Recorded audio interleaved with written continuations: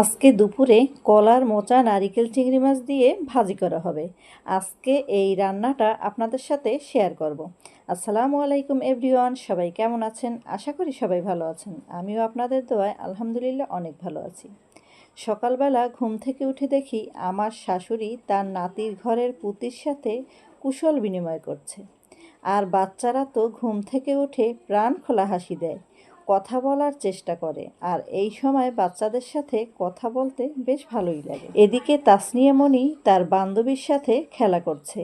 এই যে খেলাটা খেলছে, এই খেলাটা তার খালাবাড়ি গিয়ে তার খালাতো বোনদের কাছ থেকে শিখে এসেছে। আমি এদিকে রান্নার জন্য তরিতরকারিগুলো কেটে নিয়েছি। এই সবজিটার নাম নাকি তুরাই। এই তুরাই দিয়ে মাছ রান্না করব, চালকুমার রান্না করব আর মোচা ভাজি করব। পেঁয়াজ কেটে নিয়েছি। ফ্রিজ থেকে চিংড়ি মাছ নামিয়ে চালকুমার রান্না বসিয়ে দিলাম। আমার শ্বশুর গাছ থেকে মোচা কেটে নিয়ে আসছে, আমার যা মোচা কেটে দিতেছে। এদিকে আমার চালকুমার রান্না হয়ে গেছে, মাছ রান্না প্রায় হয়ে এসেছে।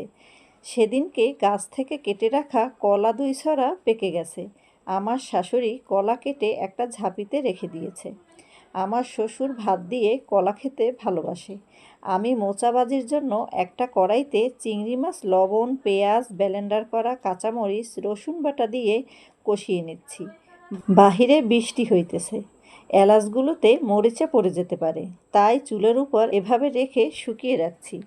এবার হলুদ গুঁড়া, নারিকেল বাটা দিয়ে ভালো করে কষিয়ে নেব। কষিয়ে নিয়ে অল্প একটু পানি দিয়ে মোচা দিয়ে দেব। এই মোচা ভাজি আমাদের ঘরে সবাই খেতে পছন্দ করে। এভাবে আপনারাও রান্না করে খেয়ে দেখবেন।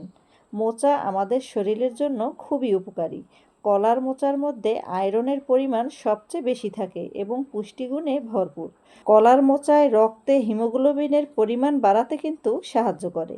হয়ে গেল মজাদার একটা নারিকেল চিংড়ি মাছ দিয়ে কলার মোচা ভাজি। কার কার এই রেসিপিটা ভালো লেগেছে আমাকে কমেন্টে অবশ্যই জানাবেন। এই হচ্ছে আমার শ্বশুর। আমার শ্বশুরের খালু খুব অসুস্থ, তাকে দেখতে যাচ্ছে আমার যা আর চাচি শাশুড়িকে নিয়ে। ও আপনাদের তো একটা কথা জানানো হয় নাই, আমার শ্বশুর আর চাচি শাশুড়ি এরা কিন্তু খালাতো ভাই বোন। যাই হোক, আজকে এই পর্যন্ত। আমার ভিডিও যদি আপনাদের ভালো লাগে বেশি করে লাইক এবং কমেন্ট করবেন। আর আপনারা যারা আমার চ্যানেলে নতুন তারা অবশ্যই চ্যানেলটিকে সাবস্ক্রাইব করে দেবেন। ভালো থাকবেন, সুস্থ থাকবেন। আল্লাহ হাফেজ।